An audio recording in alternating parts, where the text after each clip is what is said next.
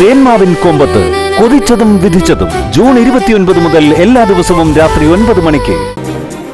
അങ്ങനെയൊന്നും അറേഞ്ച് ചെയ്തിട്ടില്ല. പത്മ, താൻ മുമ്പ് ഡാൻസ് ചെയ്തിരുന്ന ആളല്ലേ? ഒരു നർത്തകിയാകണമെന്നാണ് ആഗ്രഹം എന്നൊക്കെ പറഞ്ഞിരുന്നതല്ലേ? ഒരു കാര്യം ചെയ്, 2 സ്റ്റെപ്പ് കളിക്കേ. മണവാട്ടി തന്നെ നൃത്തം ചെയ്യുന്നത് ഒരു സ്പെഷ്യാലിറ്റി അല്ലേ?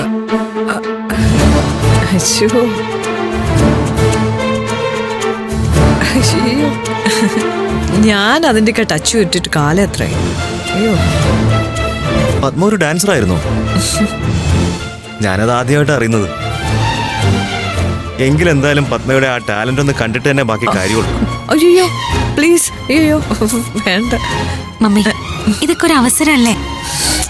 കളിക്കും ആന്റി ചെയ്യേ. ആന്റി നൃത്തം ചെയ്യുന്നത് ഞാൻ കണ്ടിട്ടേ ഇല്ല. അതെ, പൊതുവെ ഭാര്യമാരുടെ കലാവാസനകൾക്ക് തുറക്കം വെക്കുന്നത് ഭർത്താവാ.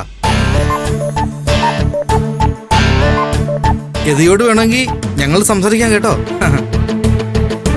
വേണ്ട വേണ്ട, ഞാൻ സംസാരിച്ചോളാം. ചെല്ലു മമ്മി.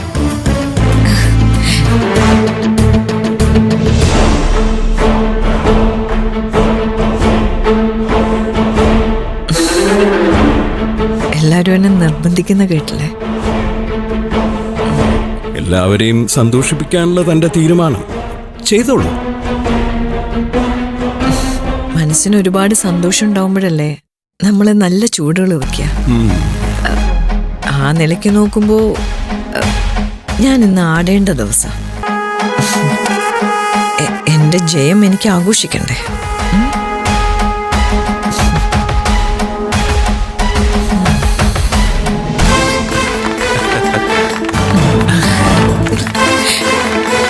അങ്ങനെ നമ്മുടെ എല്ലാവരുടെയും നിർബന്ധത്തിന് വഴങ്ങി ആന്റി ഒരു ചെറിയ നൃത്തം ചെയ്യുന്നു.